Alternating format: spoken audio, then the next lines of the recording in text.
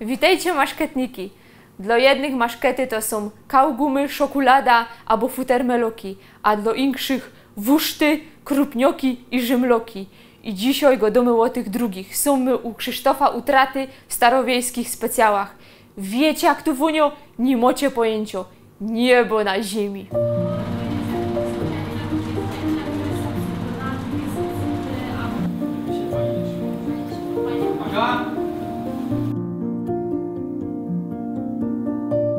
Już od bajtla podglądałem, jak dziadek zbijał świnie, zawsze mnie gonili, żeby nie mógł patrzeć na krew, ale jakoś zawsze boczkiem coś tam podpatrzał i jakoś mnie to zainteresowało, nie?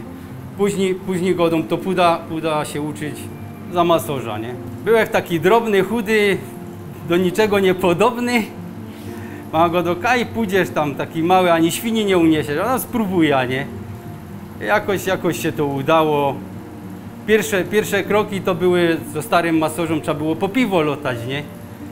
Ale później się fachu nauczył, no i ciągnął już to ponad 25 lat.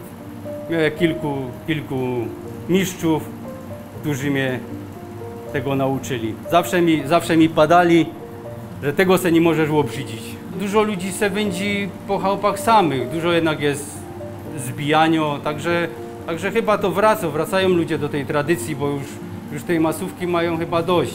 U nas się wędzi drzewem olchowym, bukowym, a w dużych zakładach jednak to są atmosy, to są wszystko takie wyścigówki, nie? Szybko wędzone, z małą trwałością i to są albo gazowe, albo na prąd, które się tam podsypuje tylko trocinami.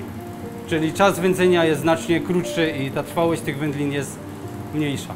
Właśnie my nie dodajemy żadnych tam wspomagaczy, tylko główną przyczyną tego, że ta trwałość jest znacznie większa, ten kto się na tym zna może potwierdzić, to jest wędzenie tradycyjne. Są barwniki, ładnie to wszystko w sklepach wygląda.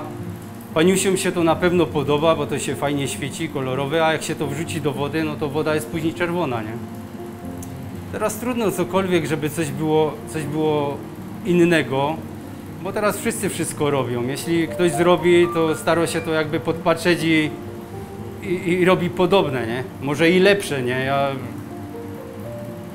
Nie ma co, że się ma wszystko najlepsze, bo jest dużo masarni, które mają bardzo dobre wyroby, nie? Także kwestia gustu i smaku ludzi, nie? Jeszcze się taki nie narodził, co by wszystkim dogodził, nie? Jak ktoś za długo nie umie leżeć, jak już go plecy bolą, no to trzeba wstać o tej 3 rano, czasami prędzej, bo wszyscy rano czekają, żeby te wuszty w sklepach już były świeże, nie? Tak, i bułeczki u piekarza, to jest sprawa oczywista, nie? No a cały dzień na nogach, w gumniokach. Gumnioki się też po to masorz nosi, żeby tak jako ćwiartka se schować, w czasie szychty jak się wypić. No i tyle, no, a klient w sklepie sam znajdzie swój towar, nie? Który lubi.